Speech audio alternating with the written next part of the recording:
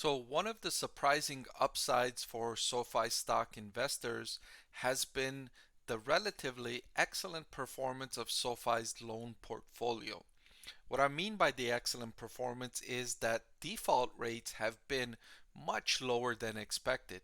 And so that's great news for SoFi stock investors because the company benefits when there's lower defaults, right? A higher default means they're getting paid back less money, which is going to be hurtful to profits and cash flow and the balance sheet.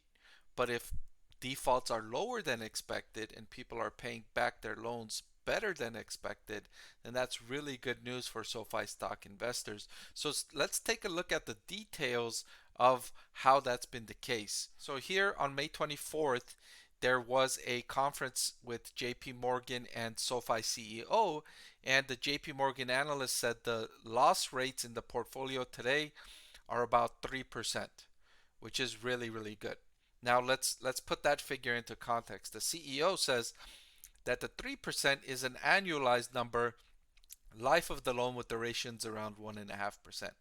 So that would be 4.5% life of loan loss. But here's the key point. Here's the key point right here. That's well below our tolerance of 7 to 8%. 7 to 8%. So SoFi has built into its model a 7 to 8% default as its ceiling of what it is able to accept, its tolerance rate. Beyond that, it was not tolerating anything beyond that. But right now it's just at 4.5%.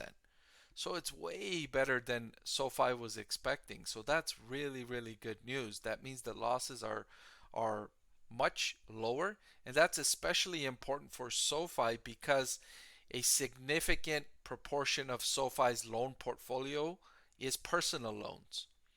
And the key thing about personal loans is that there is no collateral. So when there's a default, it's nearly a 100% default most of the time.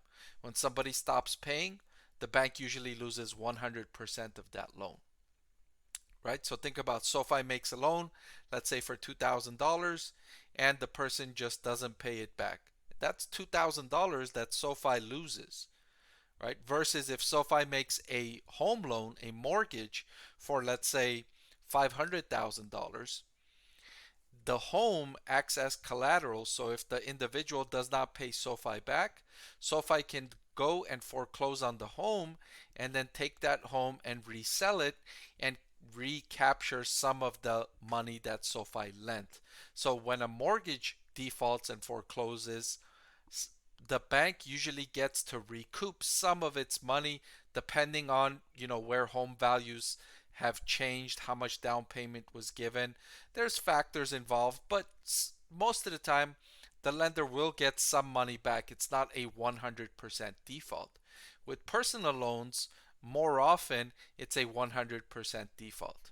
Not all the time, sometimes people will say, you know what, I can't pay back 2000, but I can give you 200 or 300, but that's all I've got and I can't give you anything else. And banks will eventually say, fine, we'll take it because that's all they can get. They take what they can get.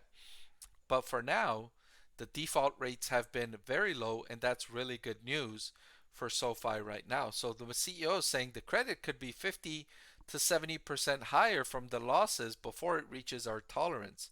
So it could go 50, 70% higher before it reaches their tolerance level. So to wrap it up, he says the credit has been performing really well and our team has done a great job. And they have.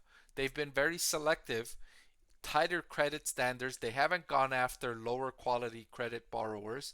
And that's showing up right now. That's showing up right now in the benefits of their lower losses because they have higher credit standards. So that's really good news for SoFi stock investors. But that's all I've got for this video. Thank you so much for watching. I want to thank the Motley Fool for sponsoring this video. Visit fool.com/Parkev for the 10 best stocks to buy now.